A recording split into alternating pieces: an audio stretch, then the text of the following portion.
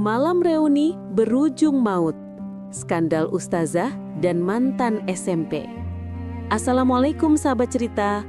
Pernahkah kalian mendengar bahwa dosa yang ditutupi suatu saat pasti terbongkar? Malam reuni yang seharusnya penuh tawa justru berubah jadi malam paling mencekam. Inilah kisah tentang cinta terlarang seorang ustazah yang berakhir dengan darah. Suasana malam itu begitu meriah. Sebuah restoran besar di pusat kota dipenuhi tawa dan canda. Kursi-kursi tersusun rapi, lampu-lampu gantung berkilau hangat, dan musik nostalgia era 2000-an mengalun pelan, membawa semua orang kembali ke masa SMP mereka.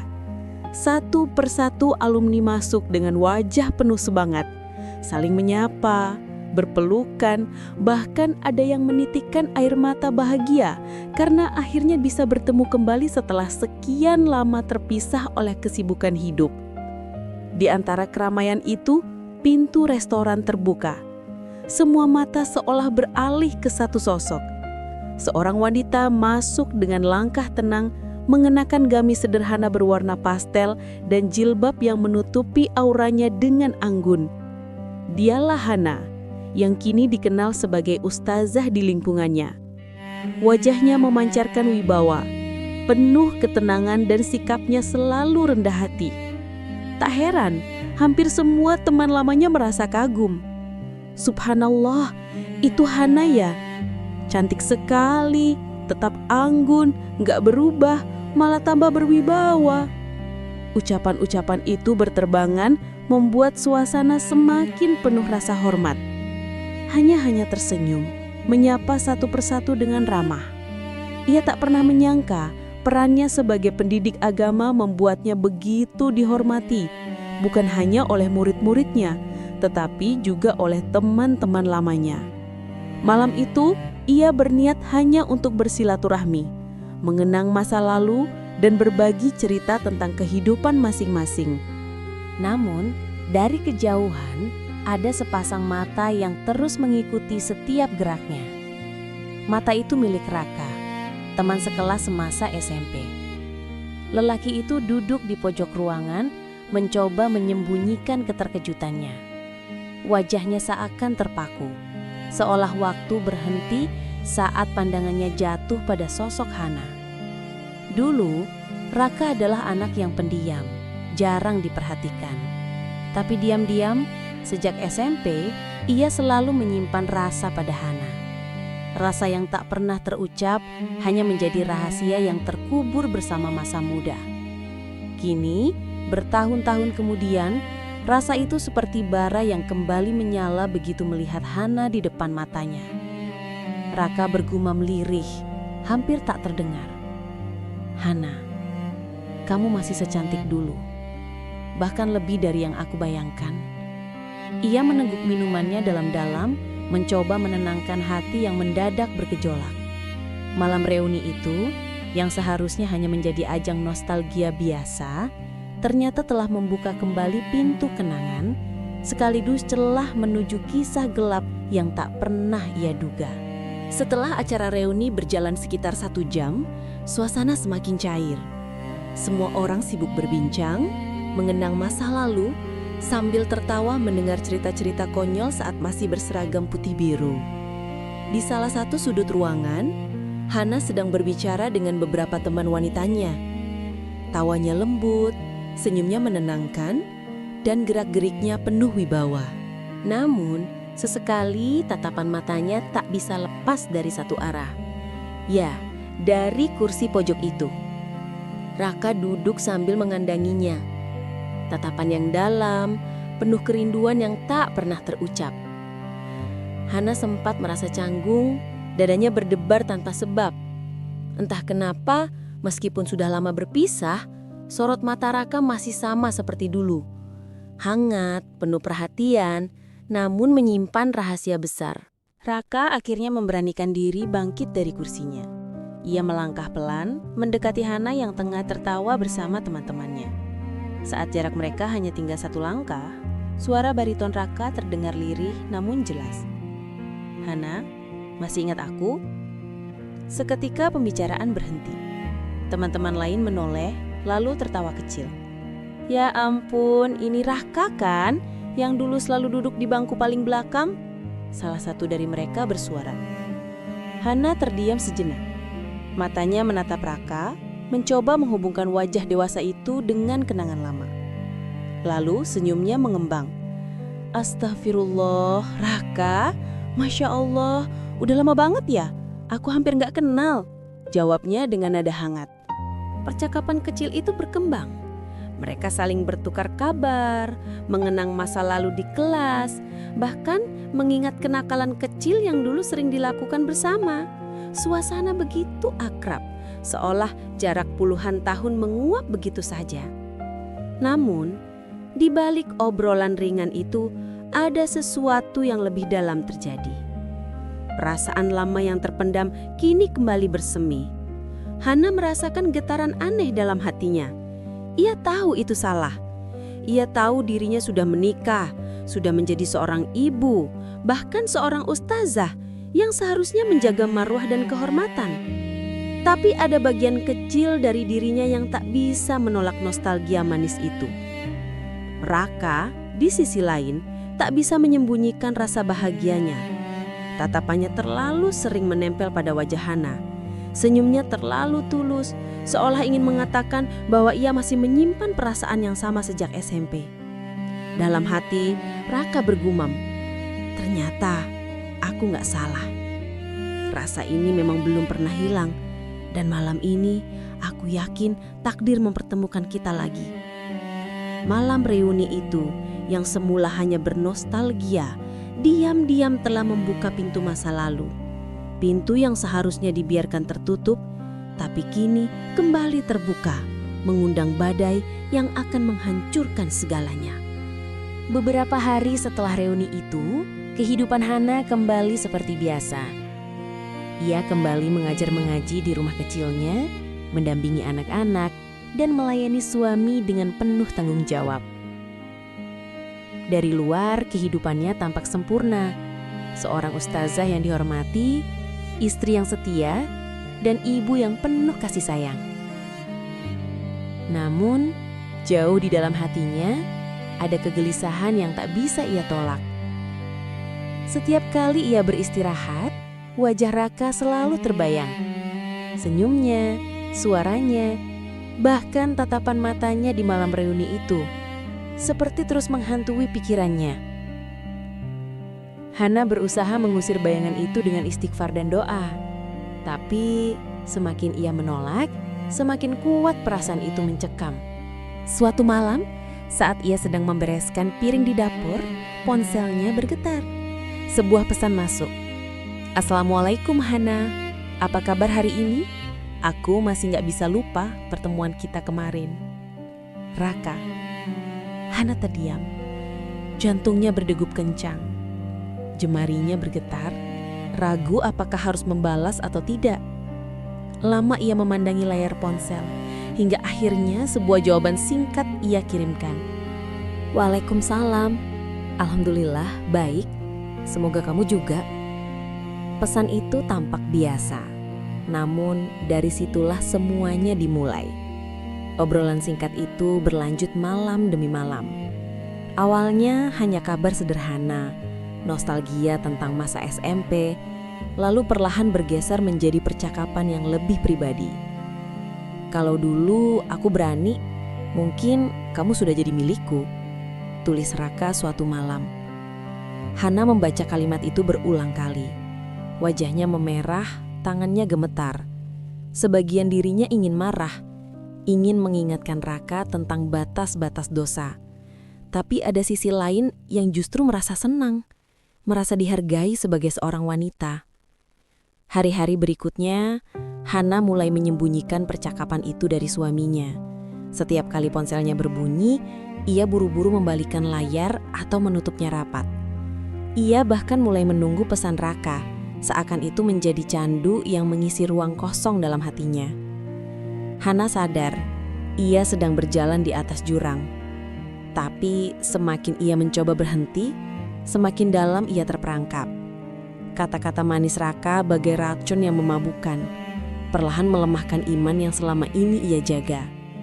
Sementara itu, Raka semakin berani. Ia mulai menggoda, bahkan menyinggung tentang bertemu lagi. "Hana, kita bisa ketemu sebentar? Hanya ngobrol kok. Aku cuma ingin melihat kamu lagi." Hana menatap layar ponselnya dengan perasaan bercampur aduk.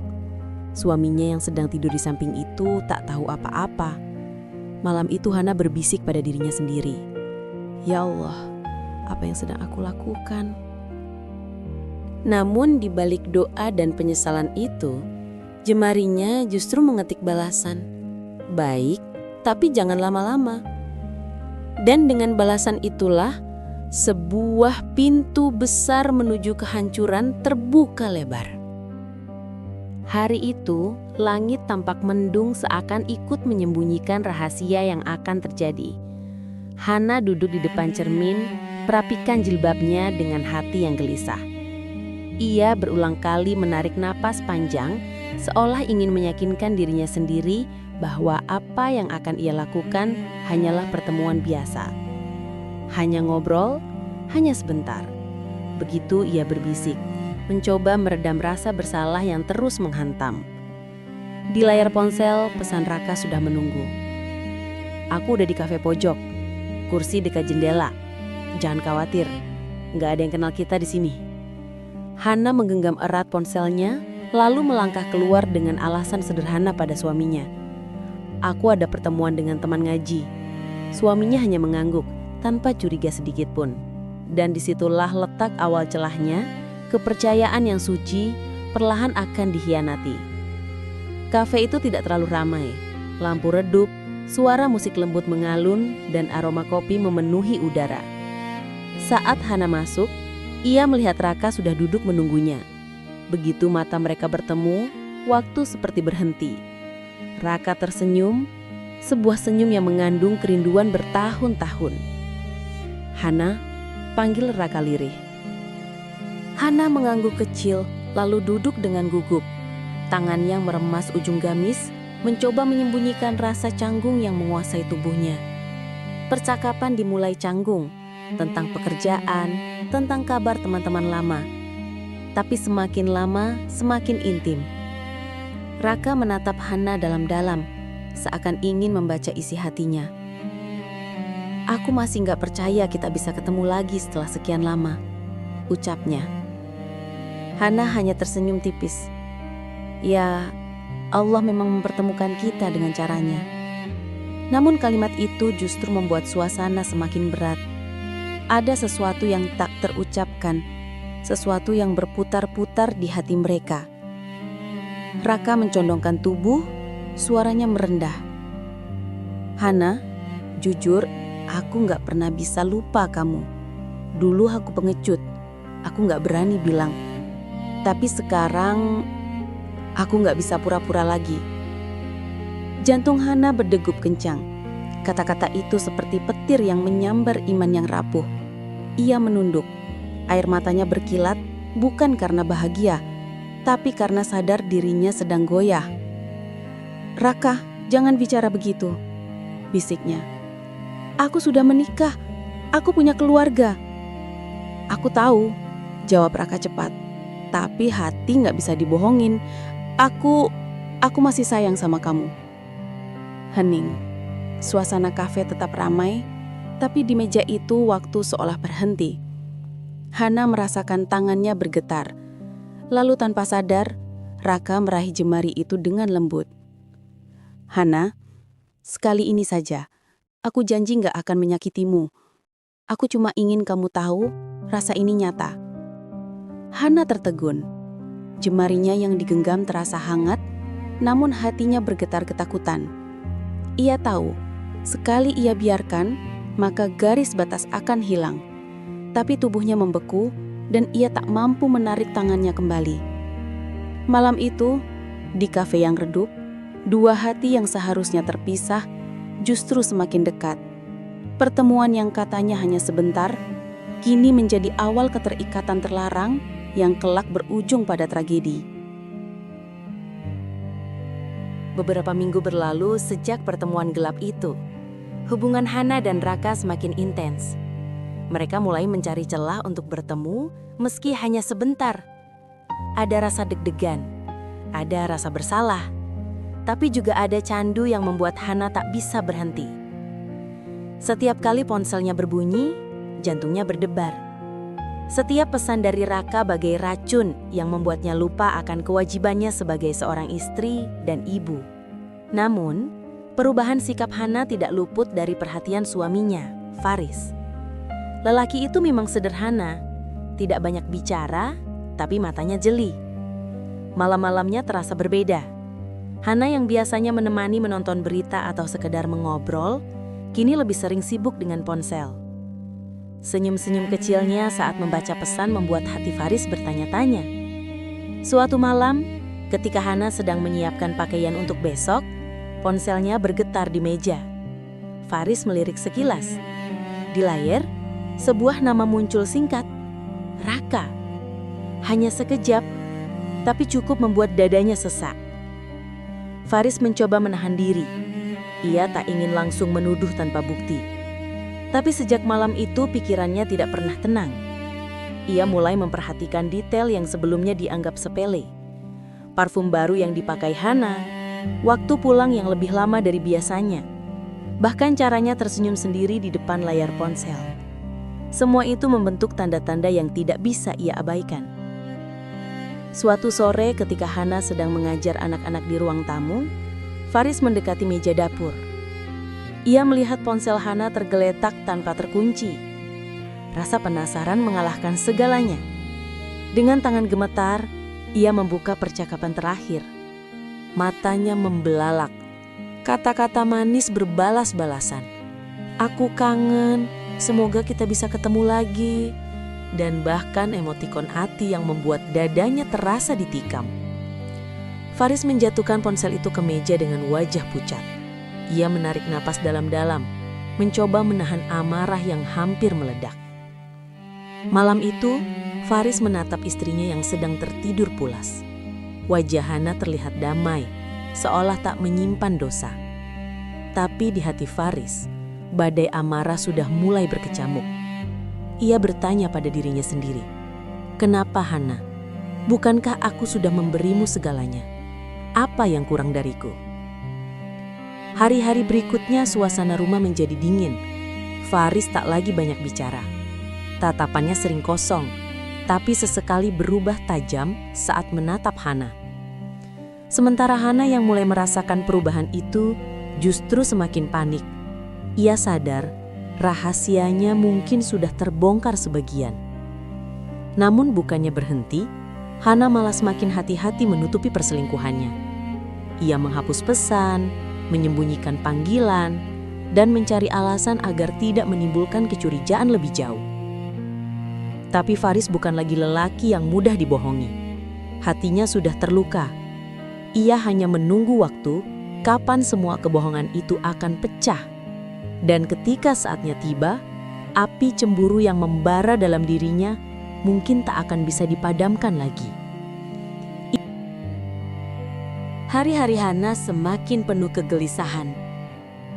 Di satu sisi, ia masih menjalankan perannya sebagai ustazah. Mengajarkan anak-anak mengaji, memberi ceramah kecil di majelis ibu-ibu, dan menasihati mereka agar menjaga rumah tangga dengan baik. Tapi di sisi lain, hatinya terikat pada pesan-pesan rahasia dari Raka. Lelaki yang dulu hanya bagian dari masa lalunya.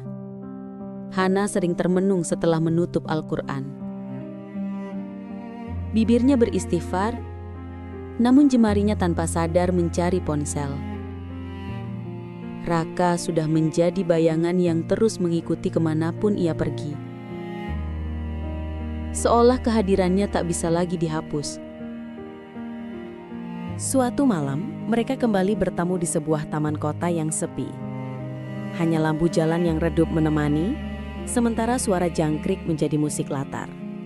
Raka menatap Hana dengan tatapan dalam, matanya menyala oleh perasaan yang sulit dibendung. "Hana, aku sudah terlalu lama menunggu," ucap Raka lirih. Aku nggak mau kita terus sembunyi-sembunyi seperti ini. Aku ingin kamu bersamaku. Tinggalkan dia. Ikut denganku. Hana terdiam. Kata-kata itu seperti panah yang menembus dadanya. Ia tahu ucapan Raka adalah dosa besar. Ia tahu dirinya tak seharusnya mendengarkan itu. Tapi hatinya sudah terjebak. Air matanya menetes. Bukan hanya karena rasa bersalah, tetapi juga karena ia merasa diliputi kehangatan yang selama ini ia rindukan. Raka, jangan bicara begitu. Aku sudah berkeluarga, aku punya anak. Suara Hana bergetar. Aku tahu, jawab Raka cepat. Tapi kamu juga berhak bahagia. Lihat dirimu Hana, kamu cantik, kamu berhati baik. Tapi apakah suamimu benar-benar menghargaimu? Kalau dia benar mencintaimu, dia nggak akan membiarkan kamu merasa kesepian seperti ini. Hana menunduk, dadanya sesak. Kalimat itu menusuk tepat ke dalam hatinya. Ada bagian kecil dari dirinya yang mulai membenarkan kata-kata Raka.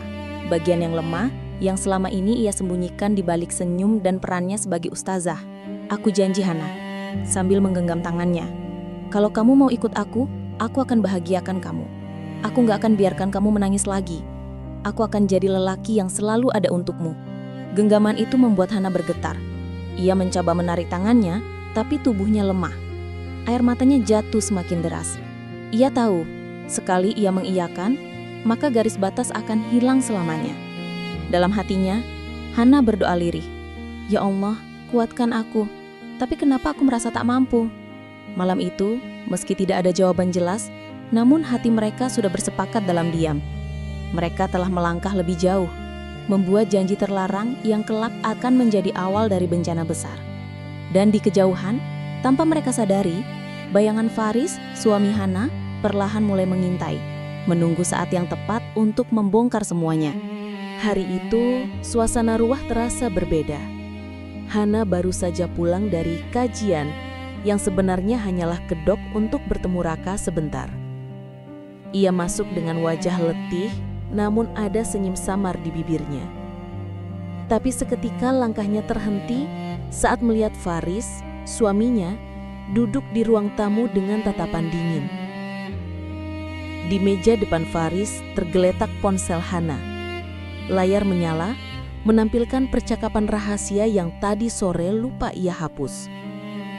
Kata-kata mesra, emotikon hati, dan janji bertemu dengan Raka terpampang jelas. Duduk Hana. Suara Faris berat, menekan amarah yang hampir meledak. Hana gemetar. Ia mencoba mencari alasan, mencoba berkata bahwa semua itu hanya salah paham. Namun tatapan suaminya terlalu tajam, seakan menembus ke dalam hatinya yang penuh dusta. Apa maksud semua ini? Tanya Faris sambil menunjuk layar ponsel. Siapa Raka itu? Sejak kapan kau mengkhianatiku? Air mata Hana langsung tumpah. Maafkan aku salah. Aku lemah. Aku nggak bermaksud sejauh ini. Suaranya bergetar, tubuhnya bergetar. Ia menunduk, tak sanggup menatap wajah suaminya. Namun kata-kata itu justru membuat amarah Faris semakin membara. Ia bangkit, menendang kursi hingga terjatuh. Lemah, itu alasanmu. Aku sudah mempercayaimu, Hana. Aku menaruh hidupku padamu. Dan inikah balasanmu? Tangisan Hana semakin pecah.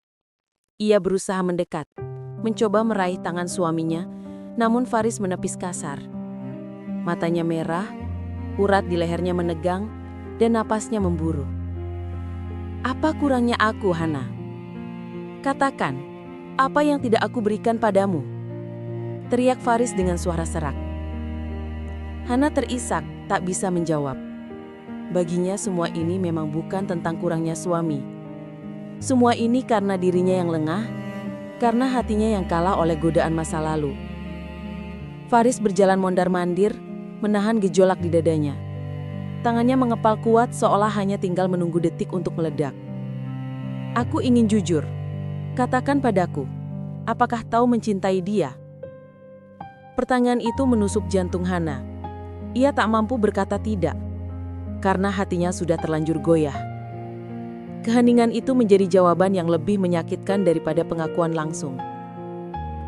Faris terdiam, wajahnya berubah pucat. Lalu dengan suara bergetar, ia berkata, "Baiklah Hana, kalau itu yang kau pilih, jangan salahkan aku jika suatu hari nanti kau harus menanggung akibatnya." Malam itu meski rumah mereka masih berdiri, namun fondasi kepercayaan sudah runtuh. Hana menangis di kamarnya, sementara Faris duduk sendiri di ruang tamu dengan tatapan kosong. Di dalam hatinya, amarah dan sakit hati tumbuh menjadi api yang perlahan membakar akalnya. Ia tahu, cepat atau lambat, ia harus mengambil keputusan. Dan keputusan itu bukanlah sesuatu yang akan berakhir damai. Hari itu, hujan rintik-rintik membasahi kota. Hana duduk gelisah di kamarnya, menatap layar ponsel yang terus bergetar. Pesan dari Raka masuk berkali-kali. "Hana, kita harus bicara. Sekali ini saja. Aku nggak mau hubungan kita gantung begini. Aku butuh kepastian." Hana menutup wajah dengan kedua tangannya. Ia tahu, keputusannya kali ini akan menentukan segalanya. Setelah pertengkaran besar dengan suaminya beberapa hari lalu, Hana merasa hidupnya hancur. Rumah tangganya dingin, suaminya jarang berbicara, dan tatapannya penuh kecurigaan. Di sisi lain, Raka terus mendesak, menawarkan pelarian yang manis meski penuh dosa. Akhirnya, dengan hati berat, Hana mengetik balasan. "Baik, malam ini, tapi untuk terakhir kalinya." Malam itu, mereka bertemu di sebuah rumah kosong peninggalan keluarga Raka di pinggiran kota. Suasana sepi, hanya suara hujan mengetuk atap seng yang berkarat. Lampu redup menyala menciptakan bayangan panjang di dinding. Raka sudah menunggu di dalam, wajahnya penuh kegelisahan. Begitu Hana datang, ia langsung menghampiri. "Hana, aku takut kehilanganmu. Tolong jangan tinggalkan aku." Hana menunduk, air mata menetes. "Raka, semua ini salah. Kita nggak bisa terus begini. Aku sudah terlalu jauh. Aku harus berhenti sebelum semuanya makin hancur." Raka menggenggam tangannya erat. "Kalau kau pergi, aku hancur, Hana. Aku hidup hanya untuk menunggumu sejak SMP. Jangan biarkan aku kembali kehilanganmu." Hana berusaha menarik tangannya, tapi Raka semakin erat menggenggam. Suasana menjadi tegang. Ada cinta, ada penyesalan, ada ketakutan yang bercampur dalam ruangan itu. Namun tanpa mereka sadari, sejak awal ada seseorang yang mengikuti. Faris, suami Hana, berdiri di luar rumah dengan jas hujan basah kuyup. Tangannya memegang sesuatu di balik saku. Pisau dapur yang ia ambil sebelum pergi. Tatapannya kosong, wajahnya kaku. Ia sudah tahu tempat itu dari pesan yang tak sengaja ia temukan di ponsel Hana. Dari celah jendela, Faris menyaksikan istrinya bersama pria lain. Jantungnya berdentum keras, darahnya mendidih. Setiap detik terasa seperti bisikan setan yang memprovokasi hatinya. Itu bukti pengkhianatan. Hancurkan mereka. Balas sakit hatimu. Hana di dalam rumah belum menyadari. Ia justru sibuk meyakinkan Raka untuk melepaskannya. "Kita harus berhenti. Demi Allah, ini tidak benar," ucapnya sambil menangis. Raka menatapnya dengan wajah penuh luka. "Kalau begitu, katakan di depan mataku bahwa kau tidak pernah mencintaiku. Katakan, Hana." Hana terdiam.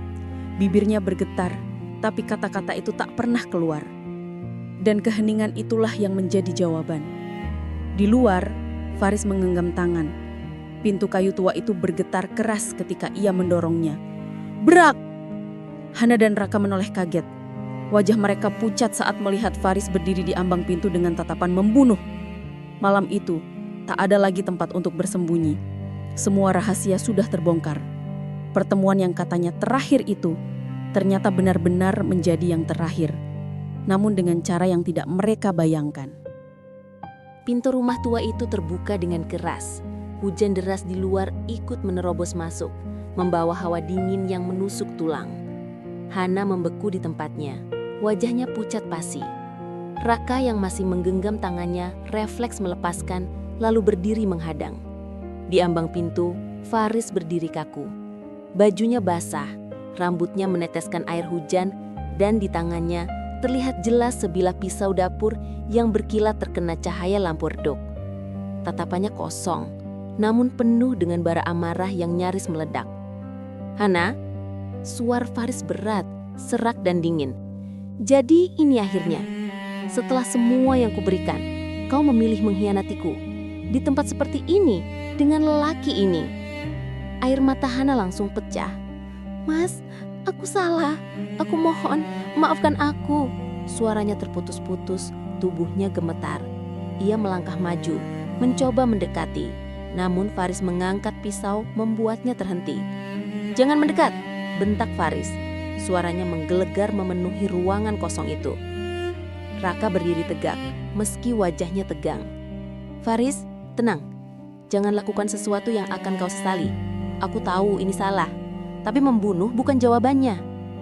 Faris menoleh padanya dengan mata merah. "Kau, orang yang merusak rumah tanggaku. Kau yang merebut istriku. Apa kau pikir aku bisa diam saja melihat semua ini?" Suasana makin mencekam. Hujan deras di luar semakin menambah dramatisnya keadaan.